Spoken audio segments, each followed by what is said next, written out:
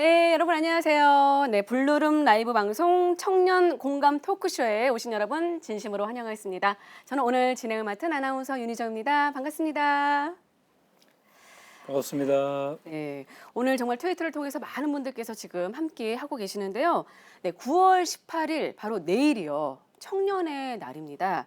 네, 이 시간에는요, 우리 청년의 날을 맞아서 요즘 우리 청년들이 가장 고민하는 것은 무엇이고 또 이를 도와줄 수 있는 청년 정책들은 어떤 게 있고 이 청년 정책이 앞으로 나아가야 할 방향에 대해서 들어보는 시간 갖도록 하겠습니다. 자, 여러분 댓글과 좋아요는 기본인 거 아시죠? 네, 뿐만 아니라 토크쇼 함께 보시면서 궁금한 점 있으신 분들은요. 댓글을 남겨주시면 저희가 소개도 해드리고 답변도 해드리겠습니다. 자, 그럼 오늘 함께 해주신 분들 소개해드리겠습니다. 먼저 이 자리에는요. 네, 청춘상담소 좀 놀아본 언니들 장지열 대표님 나오셨습니다. 안녕하세요. 네, 안녕하세요. 여러분 반갑습니다. 상담 전문가 청춘상담소 좀 놀아본 언니들 대표를 맡고 있는 장재열입니다. 반갑습니다. 네, 그리고 청년정책조정위원회 민간위원인 강보배 위원님 나오셨어요. 예, 반갑습니다. 제주에서 살고 있고요. 청년 정책 관련돼 가지고 이제 함께 활동하고 있습니다. 반갑습니다. 네, 자 그리고 대한민국 국무총리 뚜겸뚜겸 김부겸 국무총리님 나오셨습니다. 안녕하세요. 예, 여러분 반갑습니다. 오늘 여러분들이 궁금해 하시는 것들, 또 여러분들이 혼내실 것들 거침없이 이야기해 주세요. 저희들이 충분히 귀에 담아서 갈게요. 예, 네. 감사합니다. 자, 근데 여기는요 우리나라에서만 있는 게 아니라 전 세계에서 많이 보고 있어요. 그렇기 때문에 김부겸 총리님이 어떤 분인지 좀 궁금해하시는 분들이 계시거든요. 소개 좀 부탁드리겠습니다, 네. 총리님.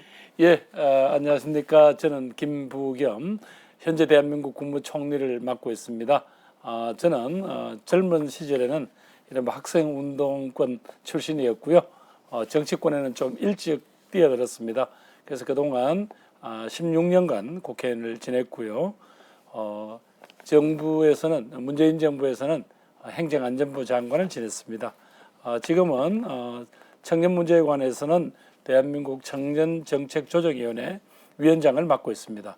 오늘은 여러분들과 함께 정말 이 청춘의 고민들 그리고 이 청춘들을 위해서 우리가 함께 뚫어 나가야 할 게 뭘까 그런 것들 여러분들과 함께 이야기하고자 왔습니다. 반갑습니다. 네, 감사합니다. 자, 오늘 이렇게 트위터 블루룸에 오신 어떤 특별한 계기가 있으실까요, 총리님? 예, 아무래도 이 트위터 블루룸에서 전 세계의 청춘들이 함께 얘기하고 또 함께 서로 웃고 우는 그런 어떤 여러 가지 다양성이 다 녹아있다 그러시더라고요. 그래서 사실은 뭐 행정을 하는 사람들 멋대가리 없잖아요. 자기들 한 일이 무조건 다 잘된 건 줄 착각하는 그래서 오늘 여러분들의 이야기를 같이 정말 진지하게 들으려면 블루룸으로 와라. 그래서 저도 오늘 조금 젊게 오늘 분장을 좀 했는데 조금 어색하더라도 봐주세요. 예쁘세요, 총리님. 네. 지금 현재 한 350분께서 보고 계십니다. 좋아요 꼭 눌러주시고요. 댓글도 좀 환영의 인사 부탁드리겠습니다. 자, 그러면 본격적으로 이제 청년, 내일이 9월 18일 청년의 날입니다. 사실 청년의 날이 무슨 날인지 또 어떤 계기로 만들어졌는지 저도 사실 좀 궁금하거든요, 총리님. 네.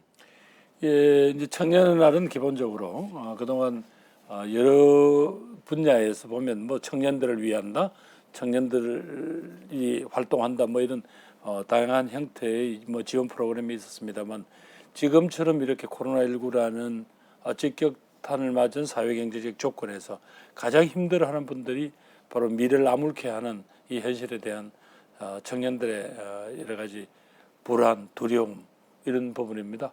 이런 부분들을 조금 더 효과적으로 그분들에 대한 여러 가지 다양한 형태의 필요한 정책들도 내고 또 그분들이 한번 힘내시라고 청춘이 특권인데 가장 화려해야 할 청춘에 정말 너무 힘들지 않느냐 그래서 이분들을 한번 세워주자 해서 대한민국 국회에서 청년 정책기본법이 만들어졌고요. 그거에 기초해서 오늘 청년들 스스로가 정한 날입니다. 오늘 9월 셋째 주 토요일이죠. 아마 셋째 주 토요일을 매년 셋째 주 토요일을 청년의 날을 정했습니다. 올해가 두 번째입니다. 아, 두 번째밖에 안 됐군요. 그래서 잘 모르실 거예요. 예. 그런데 약간 의문일 수도 있어요. 사실 어떻게 보면 청년 정책은 왜 필요한지 강 의원님. 사실 우리 중에서도 유일한 청년이에요. 네. 왜 필요할까요? 네. 네, 청년 정책이라고 하는 게 네. 따지고 보면 왜 청년들만 주냐 이렇게 생각하시는 경우들이 많은데요. 네. 따지고 보면 이게 우리 사회의 어떤 사회 구조적인 문제들이 가장 폭발적으로 드러나는 것들이 이제 청년기에 오는 경우들이 많은 것 같아요.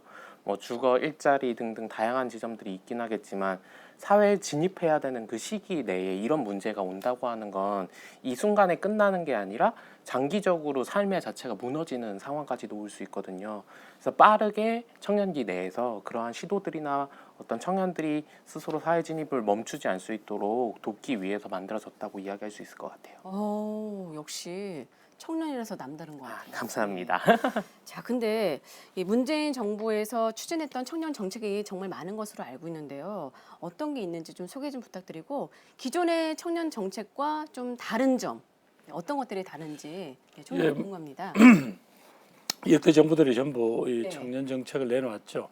근데 이걸 좀 체계화할 필요가 있어서 청년 기본법이 이제 제정됐고요. 그러다 보니까 과거에는 전부 그냥 고용 중심, 어떻게 뭐 직장을 잡느냐 이런 부분이었다면 이제는 청년의 총체적인 고민들, 예를 들면 뭐 일자리, 주거, 문화, 복지 이런 부분들을 총체적으로 어떤 지원할 수 있는 어떤 그런 준비를 하기 위해서 이게 만들어졌고요. 또 그런 주장들을 어떻게 효과적으로 우리 사회와 함께 커뮤니케이션을 해보겠다고 해서 만든 게 이제 이 청년의 날입니다.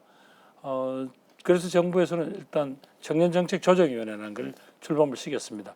그건 국무총리가 위원장이고요. 그 다음에 거기에 따른 다양한 형태의 각 부처가 가지고 있는 청년들과 함께하는 또 청년들 위한 정책들 아까 말씀드린 대로 문화, 복지, 주거, 일자리 이걸 다 엮어서 청년정책조정실이라는 집행기구를 통해서 일들을 해내고 있습니다.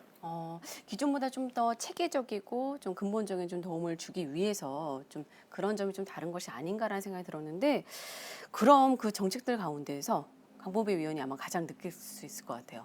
가장 호응이 좋았던 정책은 어떤 거였어요? 청년들한테?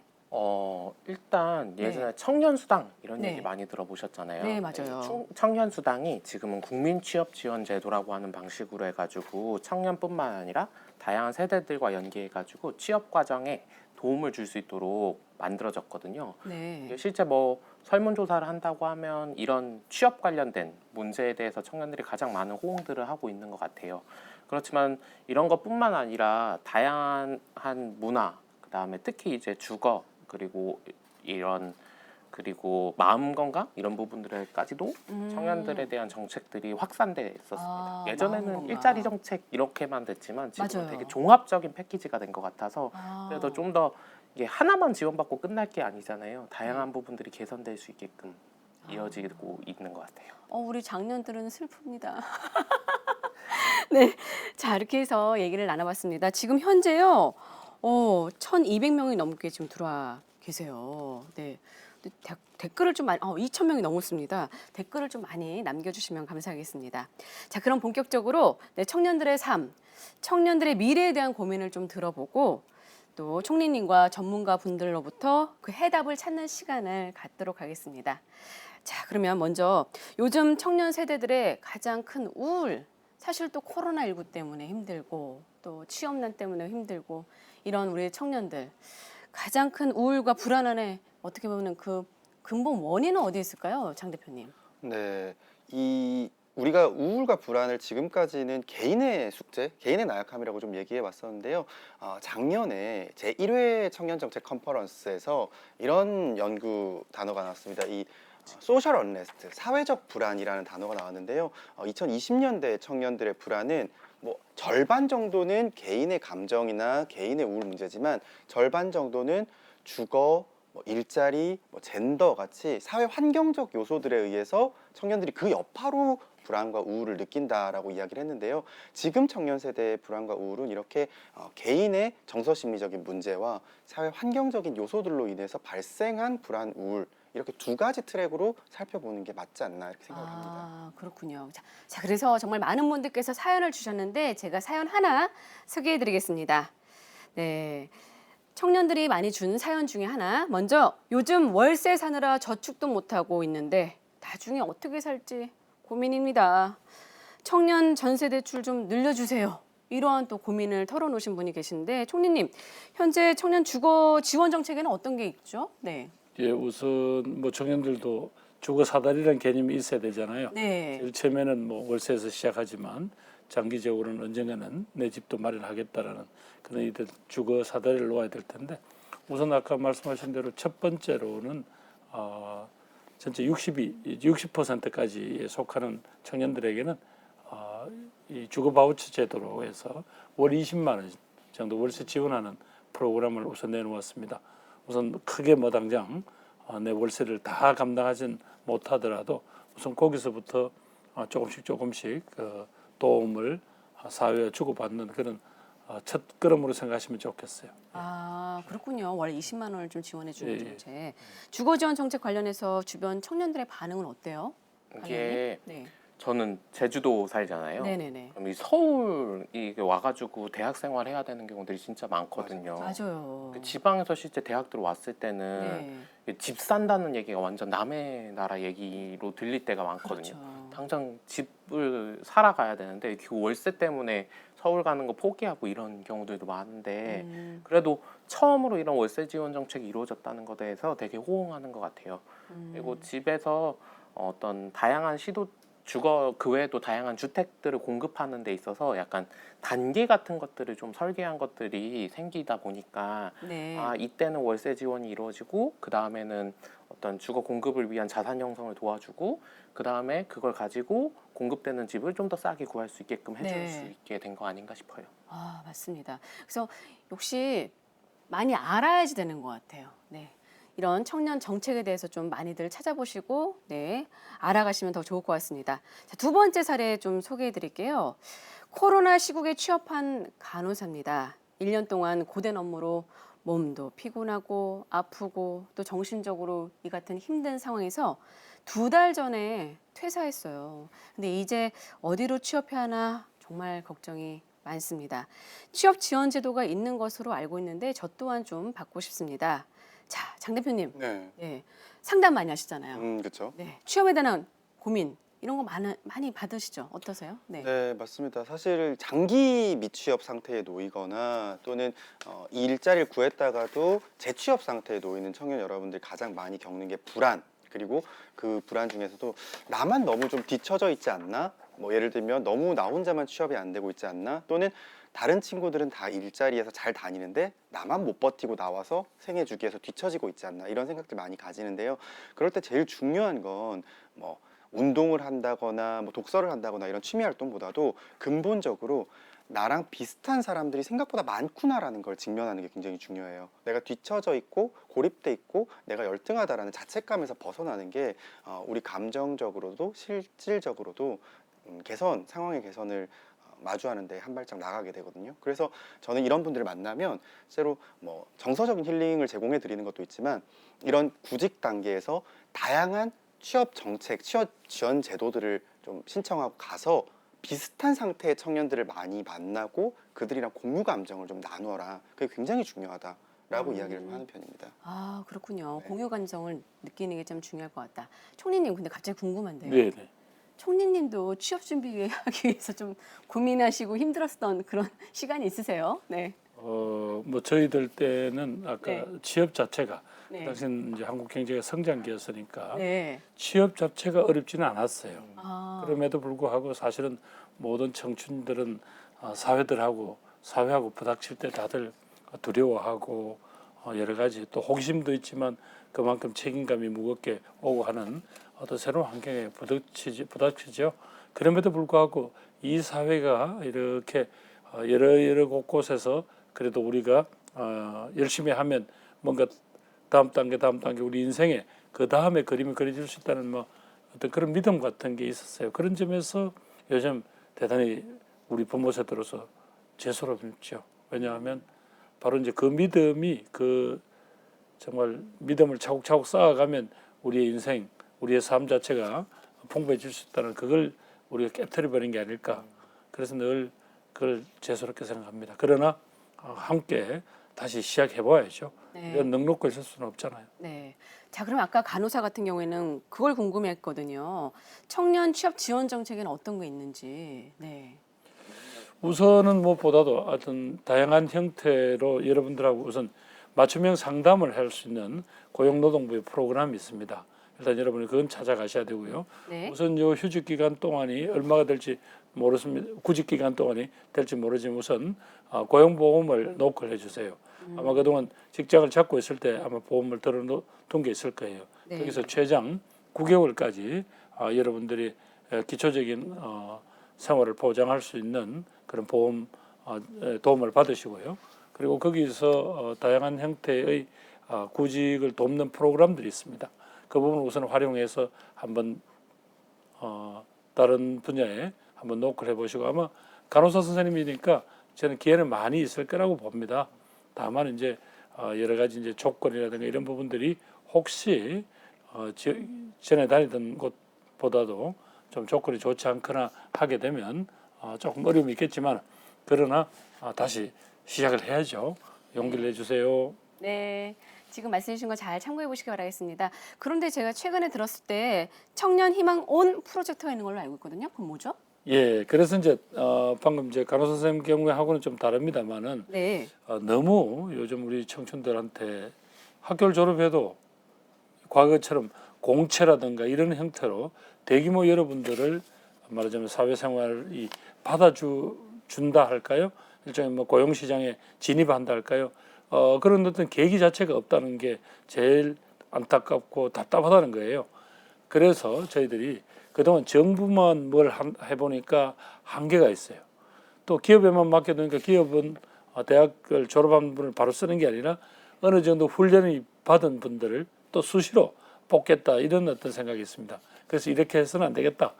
그래서 정부의 일자리 정책과 기업이 가지고 있는 그런 노하우와 그런 기업의 브랜드를 함께 결합을 해서 이른바 대한민국에서 대표 기업들과 함께 협약을 맺었습니다.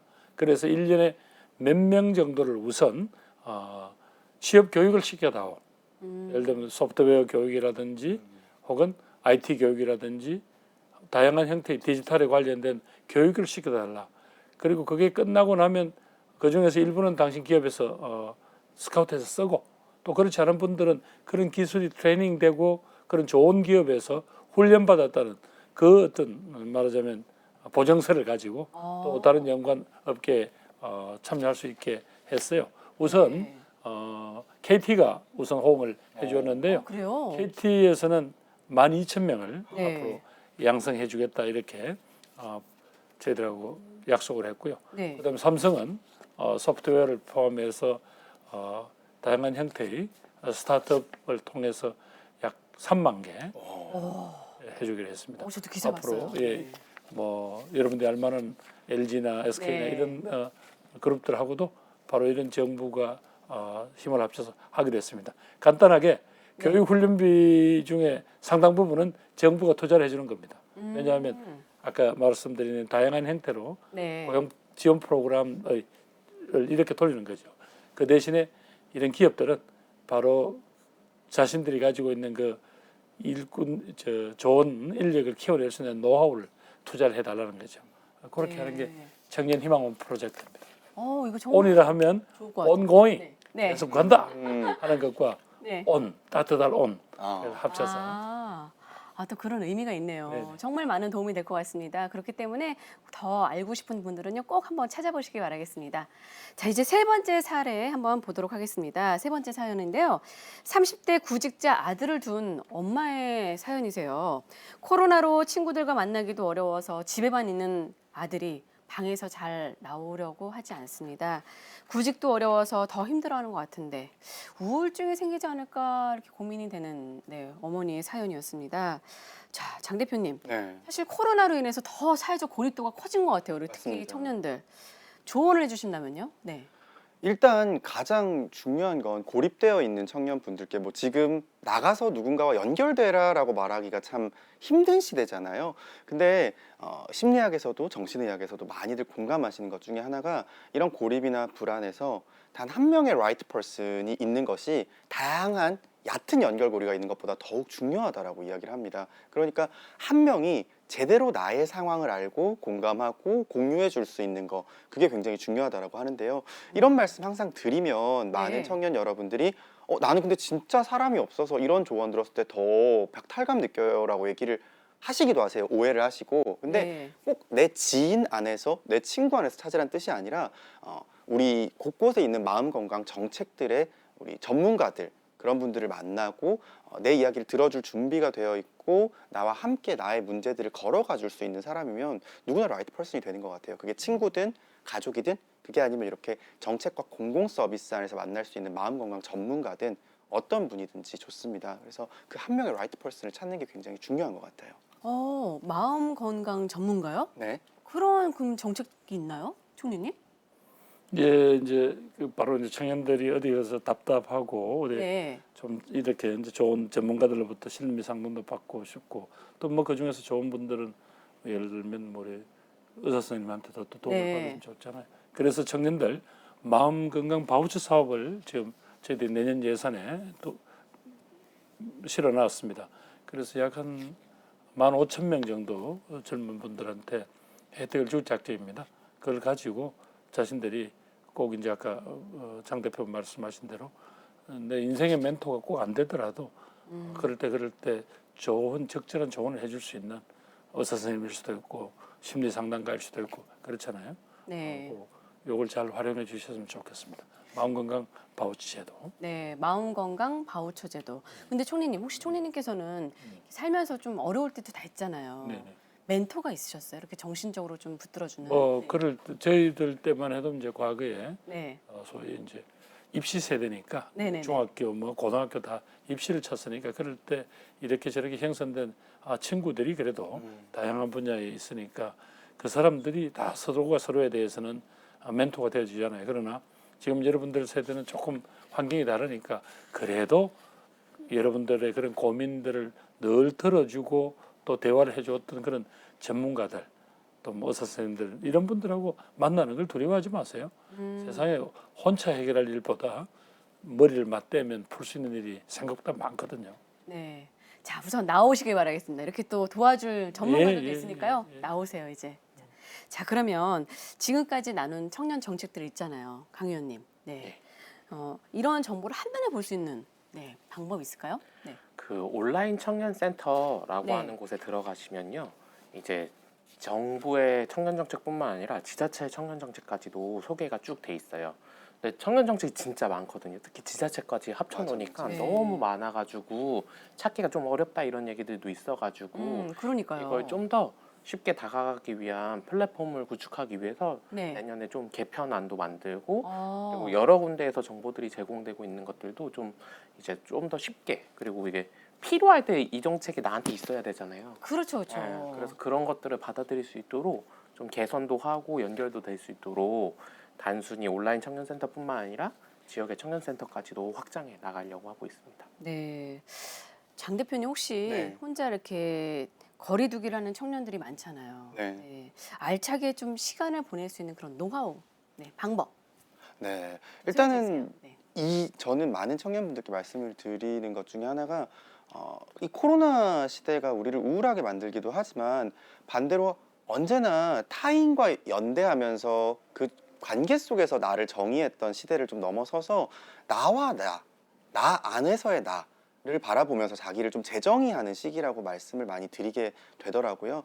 이런 시기 동안 꼭 생각이 꼬리에 꼬리를 물면서 뭔가 힘들어하는 것은 우리의 마음 건강에 그다지 좋지 않지만 내가 지금 결핍된 것은 뭘까? 또 내가 필요한 것은 뭘까? 생각해보고 그것을 정보를 찾아 나서는 우리 아까 강보배 위원님 말씀하신 것처럼 나에게 지금 결핍된 거, 나에게 부족한 것들을 정보 접근을 해가면서 찾아가고 그걸 하나 찾아가면서 내 삶을 한 단계 업그레이드 할 수 있는 코로나가 딱 종식되면 우리가 땅 하고 달려나가면서 내 삶이 한 단계 나아갈 수 있는 운동화 끈을 묶는 시기라고 생각하시면 좋을 것 같습니다. 아, 운동화 끈 묶는 시기. 아, 참 좋은 말씀이었습니다. 총리님은 근데 스트레스 많이 받으실 것 같아요. 워낙 바쁘시잖아요. 네. 근데 스트레스 어떻게 푸세요? 네. 뭐 그렇죠. 어디 가서 이제 뭐 고함을 치거나 네네네. 또 이렇게 만취를 하거나 이럴 수는 없잖아요. 그러니까 조금 이제 답답할 때가 있죠. 네네네. 근데 이럴 때는 정말 그 옛날에 저 궁따리 샤바라는 노래가 있는데 네네네. 그럴 때는 산 위에 올라가 나처럼 외쳐봐 이런 게 있죠. 네네네. 저도 가끔씩 이제 제 속을 향해서 고함을 치죠. 이기자. 저 꿍따리샤바라 알아요. 아세요? 근데? 저도 알긴 합니다. 아마 책으로 배우시고 우리 트위터 시청자 여러분들 약간 책으로 보시지 않았을까요? 그러니까 Z세대들 이게 무슨 노래지? 이러면서. 클론이라는 가수를 잘 네네. 모르시구나. 아유. 아마 클론을 클론 알아요? 우리 엄마가 얘기한 적 있어요. 약간 이렇게. 이럴 수가. 네. 죄송합니다. 아니 근데 이게 다양한 세대가 있고요. 또 살아보니까 저도 20대 때 정말 아나운서가 되고 싶어서 정말 고군분투했던 게 엊그제 같은데 또 30대의 삶도 있고 40대의 삶도 있더라고요. 자 이렇게 해서 청년 정책들이 또 있으니까 더욱더 든든하고 한편으로 좀 부럽기도 해요. 우리 때는 그렇게 없었거든요. 총리님. 그래서 이제 우리 어머니들은 저희들 네. 보고 힘들어하면 그랬잖아요. 네. 살아봐. 살아보면 사라지게 돼 있어. 그러면서 항상 저희들 보고 이렇게 처지는 것을 제일 안타까워하셨잖아요. 네. 등을 쳐주면서 살아봐. 또다시 그러면 부딪히면 되는 거야라고 하셨거든요. 네. 젊은이 여러분들도 대한민국의 청춘들도 저는 청년들도 그렇게 할 수 있다고 봐요. 네, 지금 맞습니다. 조금 너무 저희 부모 세대들 원망만 하지 마시고요. 네. 자, 지금까지 청년 정책에 대해서 좀 알아봤는데요. 앞으로 정부가 청년들을 위해 할 일, 정말 많은 분들이 좀 궁금해하실 것 같아요. 어디에 좀 이제 청년 정책을 좀 중점을 두실 건가요, 총리님? 그러니까 이제 쭉 네. 보셨습니다만은 결국 이제 내 인생 설계의 제일 첫걸음은 내가 평생 혹은 또 앞으로 나아갈 수 있는 내 일, 내가 잘할 수 있는 어떤 내 적성에 맞는 그런 일할 기회일 거 아닙니까? 그러려니까 어디선가는 정책을 해야 되니까 주거의 최소 요구가 필요할 거고 그러려면 나는 삶 자체가 결국 어떤 형태의 다양한 형태의 문화적인 어떤 제 내용들을 채워줘야만 내 삶이 그래도 하루하루 의미가 있죠. 그 다음에 그러다 보면 난 대한민국이라는 공동체 내의 어떤 난 구성인자잖아요. 그러니까 다양한 형태로 사회나 국가가 이렇게 준비해둔 여러 가지 복지 혜택들을 이용하는 것은 전 당당한 권리라고 봐요. 그러면서 이제 여러분들이 어떤 조직이든 어떤 소사이어든 어떤 커뮤니티 내에서 여러분들은 다양한 형태의 그런 이해관계라든가 또 여러 가지 고민들을 나눌 수 있는 그런 모임이 이루어지고 그러면서 이제 그런 것들이 모여서 대한민국 전체가 어디로 가자라는 결정도 하게 되고 저는 그런 거라고 보거든요. 그래서 절대로 여러분들의 고민을 혼자의 고민으로 스스로 주저앉지 말자 그 말씀을 드리고 싶고요. 정부는 그런 어떤 다양한 형태를 가지고 어쩌면 구간이라고 할까요? 구간마다 그런 설계를 하겠습니다. 네. 자, 이 시각 정말 많은 분들께서 함께하고 계십니다. 어떤 분이요 댓글 남겨주셨어요. 97년생인데 저는 클론 압니다. 오, 네, 네. 휴 다행이네요. 대한민국 청년들 화이팅! 이렇게 또 남겨주신 분도 계셨습니다. 자, 이렇게 벌써 아쉽지만 끝날 시간이 다 돼갑니다. 자, 마지막으로 우리 지금 시청자분들을 위해서 총리님 한 말씀 부탁드리겠습니다. 어찌 보면 부모 세대로서 여러분들에게 오늘은 사실은 사과를 하러 왔어요. 근데 그 사과가 그냥 단순히 여러분들의 마음만 달래자고 하는 사과가 아니고요. 여러분들의 고민, 여러분들에게 던져놓지는 않겠다는 겁니다. 그것은 아마 우리 문재인 정부 또 다가올 어떤 정부가 계속되더라도 여러분들의 이 고민을 외면하는 어떤 그런 정부가 계속 정책을 계속 가져갈 수는 없어요. 그래서 여러분들 곁에 첫 발을 떼었다.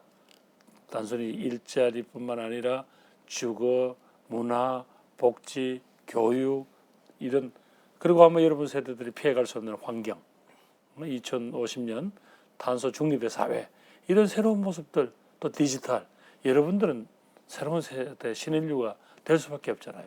그래서 부모 세대로서 저희들이 부족한 부분들은 여러분에게 솔직히 사과드리고 저희들이 할 수 있는 것까지는 최대한 해놓을게요. 그러면 또 여러분들이 이어가 주세요. 네. 여러분 힘내십시오. 대한민국 청년 화이팅! 네. 자, 그리고 또 추석이잖아요. 네. 네, 추석 인사 좀 말씀 좀 부탁드릴게요. 올해도 사실은 제 솔직한 심정은 어지간하면 안 가셨으면 좋겠어요. 지금 사실은 이 추석이 지나고 나면 네. 너무 이제 소상공인 자영업자 이런 분들이 너무 힘드시거든요. 그분들을 위해서 조금 더 지금의 사회적 거리두기를 완화해야 될 텐데 그러려면 이 추석 연휴 동안 대이동 기간 동안에 이게 또 확산되면 안 돼요. 코로나19가. 그래서 솔직히 올해는 조금 집에 계시면서 저 보름달을 향해서 고함치는 그런 추석이 됐으면 어떨까요? 이거 저 부모님한테 이야기하시면 안 됩니다. 네, 저도 고함을 치겠습니다. 자, 장 대표님, 네. 네, 이렇게 오늘 함께 하셨는데 어떠셨어요? 혹시 또 더 얘기하고 싶었는데 못했던 것들 있을까요? 아니요, 저는 네. 굉장히 중요한 오늘 시간이었다고 생각이 들어요. 많은 분들이 요즘 우울하고 불안한 시기를 겪으면서 내 문제는 아닐까? 내가 잘못한 게 있나? 사람이 점점점 반복되는 실패나 반복되는 고립이 있다 보면 자책을 하게 됩니다. 근데 가장 중요한 건 그럴 때 두 가지인데요. 첫 번째로 내가 이렇게 힘들다라고 내 마음 상태를 커밍아웃하는 거. 그리고 두 번째는 그렇게 꺼냈을 때 나에게 필요한 정보들을 찾아가면서 내 삶의 내 불안의 근본적인 원인들을 하나하나씩 해결해 나가는 건데요. 아까 보니까 22,000여 명의 여러분들이 함께하고 계시더라고요. 근데 오늘 이 시간 모든 분들이 댓글 남기시진 않았지만 이렇게 허심탄회한 얘기를 하는 것만으로도 여러분들께서 내 얘기를 좀 꺼내봐야겠구나. 그리고 꺼낸 뒤에는 정책들을 좀 찾아보면서 내 삶을 개선시켜야겠구나. 함께 좀 공감할 수 있는 시간이었지 않았나 그런 생각이 좀 듭니다. 자, 우리 중에 유일한 청년. 네, 강모배 위원님, 네, 네. 어떠셨어요? 네. 저는 이제 제가 청년정책조정위원회 민간위원 이렇게 불리는 것에 대해서 되게 네. 무겁기도 하거든요. 네, 한편으로 보면 청년들이 제일 자기가 겪고 있는 문제들 잘 아는 문제라고 생각이 듭니다. 그래서 그런 문제들을 해결하고 싶었어요. 저는 제주도 사니까 네. 그 제주도에서는 그 취업 성공 패키지나 막 이런 거 했을 때 프로그램이 너무 없는 거예요. 뭘 배워보고 싶어도. 지역마다 좀 편차가 또 크죠. 그쵸. 네. 그래가지고 그런 것들이 너무 없다 보니까 네. 이런 것 좀 만들어 주세요라고 이야기를 하다 보니까 어떻게 보면 이렇게 더 가까이서 이야기할 수 있는 계기들도 되게 만들어졌던 것 같거든요. 네. 저는 근데 이게 시작이고 정부 차원에서 더 많은 방식으로 청년들과 대화하기 위해서 열리고 있는 거라고 생각합니다. 그리고 뭐 청년의 날도 생겼고 지역의 청년정책조정위원회도 다 생기고 있거든요. 네네네. 그리고 그런 어떤 정부의 위원회가 아니더라도 청년 누구나가 참여할 수 있는 방식의 참여기구라고 하는 방식들도 생기고 있습니다. 그래서 센터에 가서든 참여기구에 가서든 곳곳에서 문제들을 더 많이 이야기해 주셔야 더 많이 듣고 더 많이 바꿀 수 있을 것 같아요. 저도 이제 여기 와서 이야기하는 네네네. 것뿐만 아니라 좀 더 들으러 같이 네. 갈 수 있도록 노력하도록 하겠습니다. 특히 또 여기서 또 제일 멀리 오셨어요. 네, 맞아요. 제주도에서. 네. 명절 어떡하죠? 어떻게 돌아가세요, 진짜? 그러게요. 비행기가 좀 없어가지고 열심히 찾고 있습니다. 자, 이렇게 세 분 함께 해주셔서 정말 감사합니다. 네, 대한민국 청년들이 어깨 좀 피고요. 네, 길을 펼 수 있는 그날이 되도록 네, 저희가 최선을 다하도록 하겠습니다. 아쉽게도 여기서 마치겠는데요. 끝까지 함께해 주신 여러분 감사합니다. 대한민국 청년들을 위해서 화이팅 외치겠습니다. 대한민국 청년들 화이팅! 네, 응원하겠습니다. 감사합니다.